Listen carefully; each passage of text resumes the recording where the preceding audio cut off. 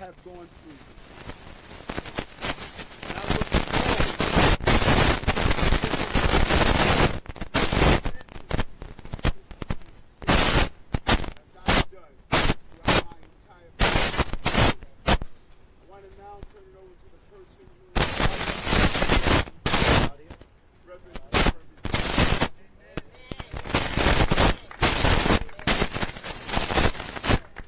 Scratchy audio.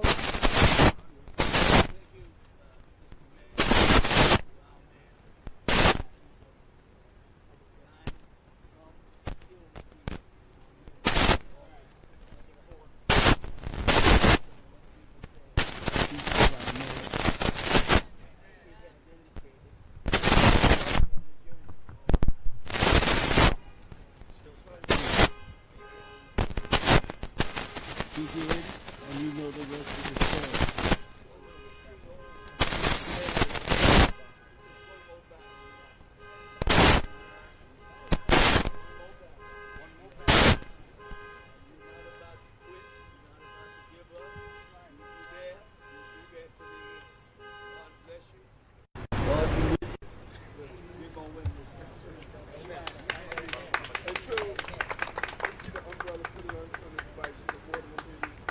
Scratchy audio, we can't hear him. Hold on one moment. You know we don't do this calling out stuff at my presence. When we finish speaking, we will respond to questions. Just want to cover that. Are you good, Robbie? I affectionately call her Mother Dukes, has been the head of the NAACP, and just a leader that has taken me throughout my entire journey. Now for the Hazel Duke. Yes. Good morning. Good morning. My name is Hazel Duke. I live in Holland.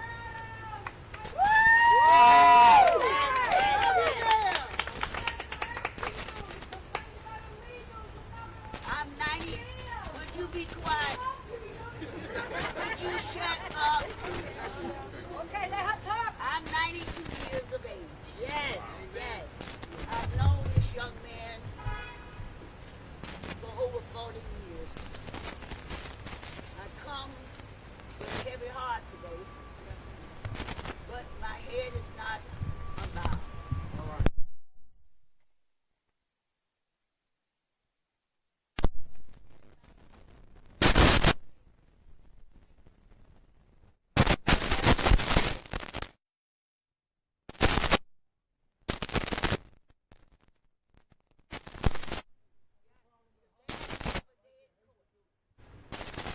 Let him have his day in court, and then we can make our decisions. But we are not here today to criticize the federal government where you might be the shush. That's all you do. That's all you brought here to criticize. I'm with you. We are going to be here. My voice is louder than yours. We're going to be here. Brother, 92-year-old elder. Show us some respect. She's a political pawn. She stands next to you. She stands next to Cuomo. As the NAACP, as a 501c3, you should not be standing for a political candidate. Stop that. You're always in favor. You are always in favor of the cops until they come after you. Respect. You belong in jail with no bail and Respect. You're out of We are order. calling on all of you to listen carefully, not to the loudmouth, but listen to facts and figures. His lawyers will go and do our work for us, and we will stand with this man. Socialist. You're a socialist. You're a socialist. You put the police on the people. You're a socialist. You put the police on the You're people. a socialist. Talk. You're a Now. socialist. You're a pro-government devil. You're a pro-government, right? You should resign. You're an embarrassment. You're an embarrassment to black people. You're a You're an embarrassment to socialist. black people. Disgrace. Resign. You're a socialist. We are admonished to be angry and send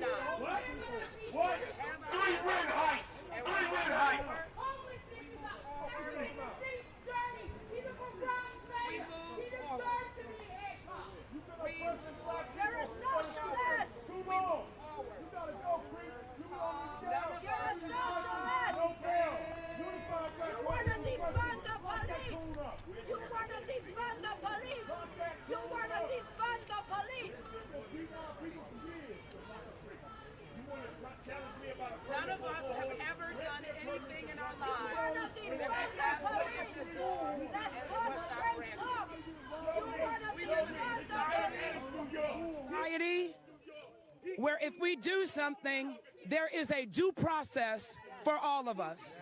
There's a process that starts, it has a middle, and it has an end. And none of us has the right to preempt that process. If I have an accident, I have to report it to my insurance, and they fight it out, and then a verdict is announced. We cannot prejudge any situation in fear that we might prejudge it inappropriately. And the same justice that we want for ourselves, we want for our mayor. That's right. If I confess, I know there is a God that says he's faithful and just to forgive me of my sin and to cleanse me from everything that is unrighteous. Until the verdict is announced, we stand. We are not people who have a yellow strip down our back, and neither are we intimidated by loud voices. Whatever the truth is, the truth will prevail.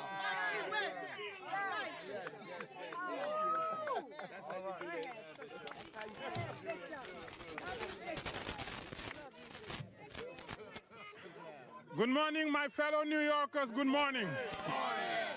My fellow New Yorkers, I wanted to let you know, Mayor Eric Adams, whom you know for 62 years, who served you in the 80s and 90s when New York was facing the worst time in its history, is the same mayor that's standing right here, is the same mayor that will stand tomorrow, and is the same mayor that will be re-elected. 62 years will not be replaced by 5 indictments that will be fought and will be exonerated. Give him a chance. Give him a chance and hear his side of the story. We know him and we should give him a chance. Thank you and God bless you.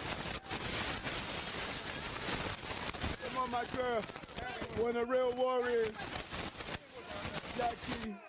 Jackie Rowe Adams.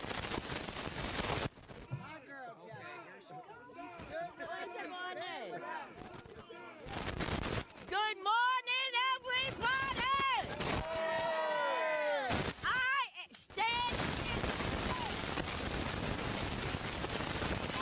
one of the best mayors ever. Eric Adams is the best mayor ever. He has got things done when people running their mouth and doing nothing. Do something! Do something and then you can say something. Do something. Mayor Adams stood on the steps of City Hall when he wasn't there, and I want y'all to hear this. We have families that just lost their kids to violence. The mayor, not you, but the mayor. He wasn't the mayor then. He stood with us on the steps and saved lives. Why don't you tell all the At white that police time, what you I'm call a them? mother who lost her kids to gun violence, and at that time, we should have had stopping police. Tell them now, they right Maybe here. my kids won't be dead today. If they check these kids that's 11 years old and 10, and they had stopping frisk, maybe their kids wouldn't be dead today. So I stand with Eric Adams. And I'm gonna stand with him, and he ain't going nowhere.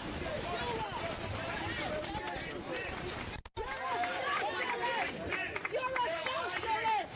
You're a socialist! Good afternoon. You're a socialist! I'm just here to say that You're a socialist! stood with us, and we're here now at the United Party Coalition to say we will I'm Puerto stand with Rican! him. Yeah, I'm first of Puerto all, Rican! everybody deserves due Indian. process. Just because an indictment come against you, it does not mean that you are guilty. Let the process go out like every American citizen has the right to do. If you don't like him, don't vote for him. But he's not resigning, he's not quitting, and we stand behind him and say the community is behind him, and we want him reelected. To Donald Trump with 34 out, and we ain't protesting nowhere. That turns me up.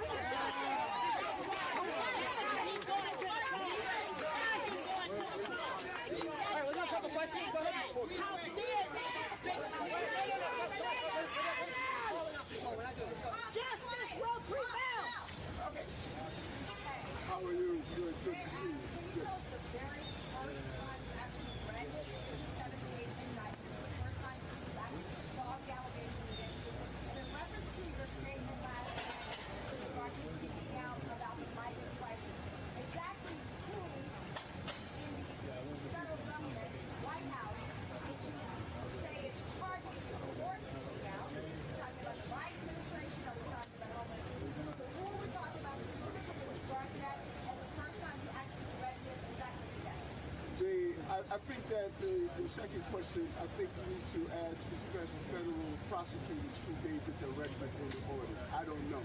We should ask them.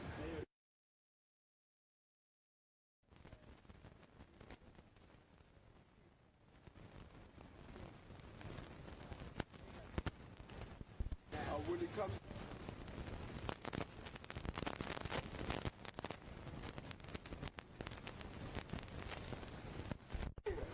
everyone that knows me knows I follow campaign rules and I follow the law.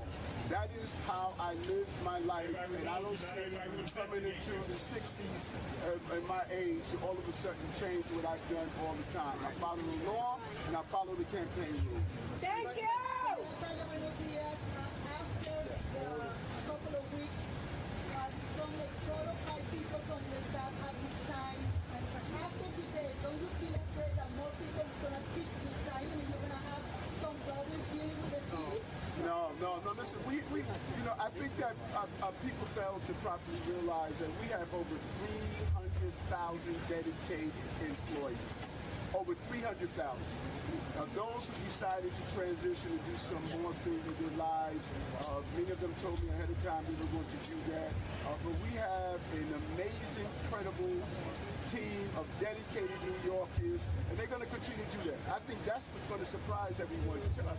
10 months ago, when my phones were removed, like today it was about my phones. It's the same thing that happened 10 months ago. Today was about my phones. Let's get clear on that. When they removed my phones 10 months ago, people said that all of a sudden the city was going to collapse. It was not going to move forward. Look what has happened over 10 months.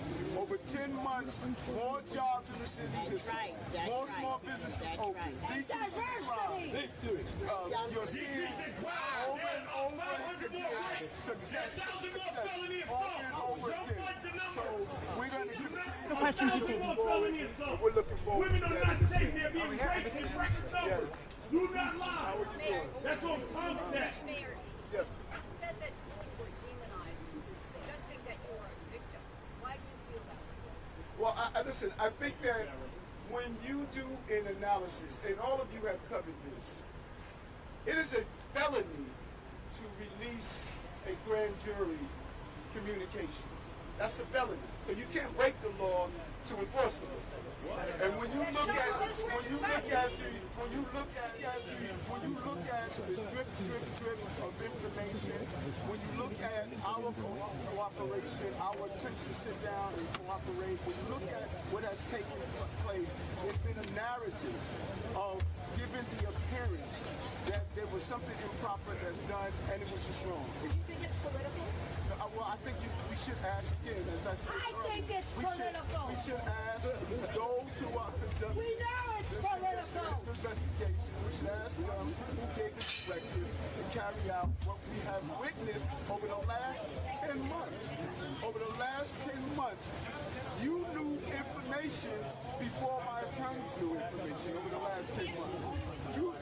You reported that there was indictment before my attorneys knew that there was an indictment. Over the last 10 months, this has happened over and over again, and this is not how our system of justice should operate. Over here in the corner. You support law enforcement. You support the feds investigating you.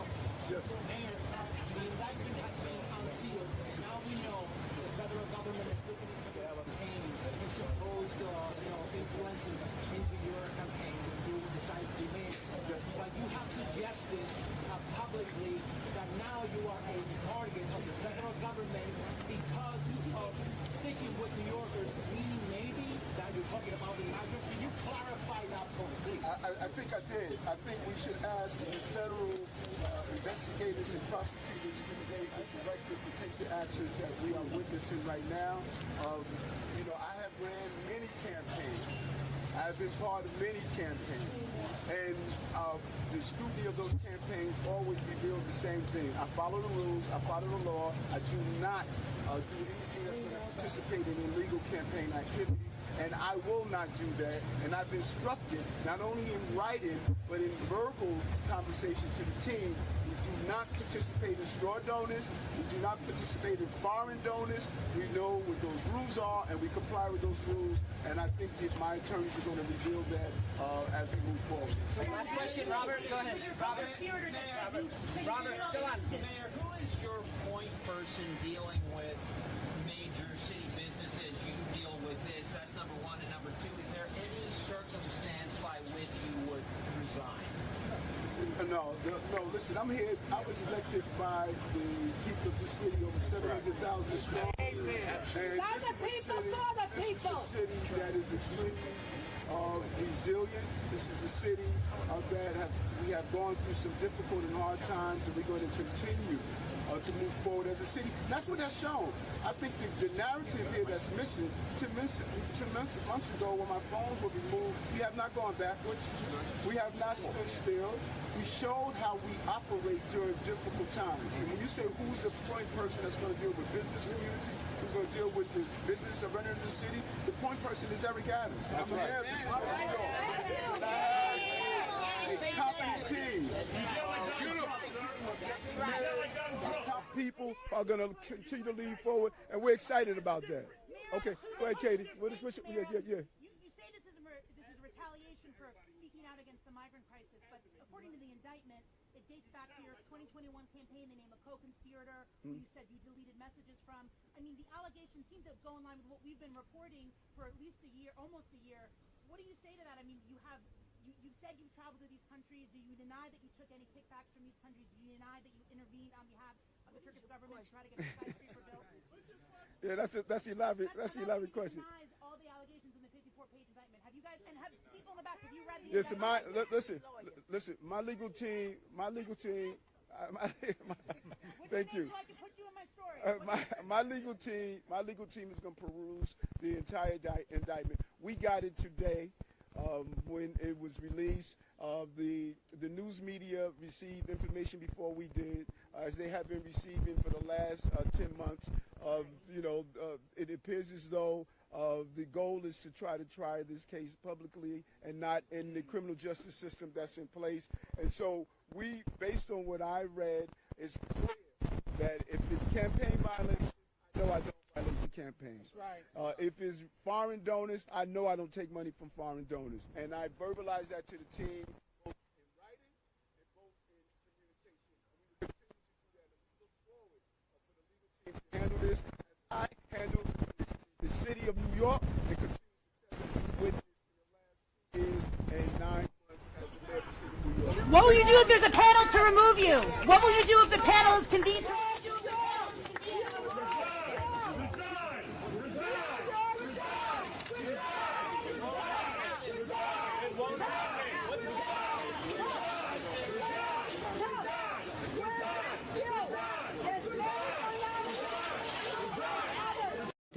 At Eric Adams' press conference in about 2 minutes.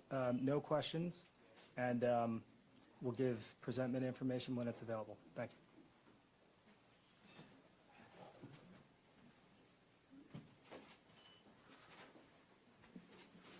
Is that okay for you guys? Yeah. All right.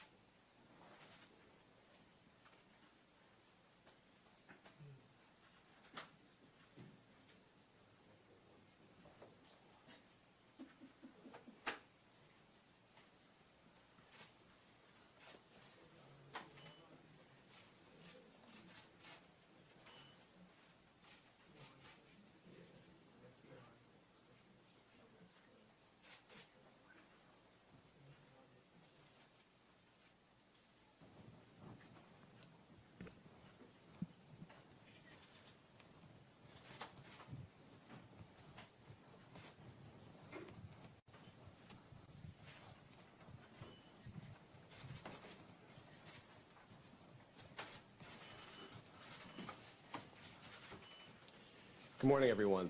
Thank you for gathering. My name is Damian Williams, and I'm the United States Attorney here in the Southern District of New York.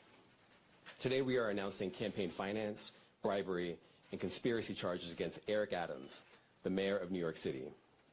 As the indictment alleges, Mayor Adams engaged in a long-running conspiracy in which he solicited and knowingly accepted illegal campaign contributions from foreign donors and corporations.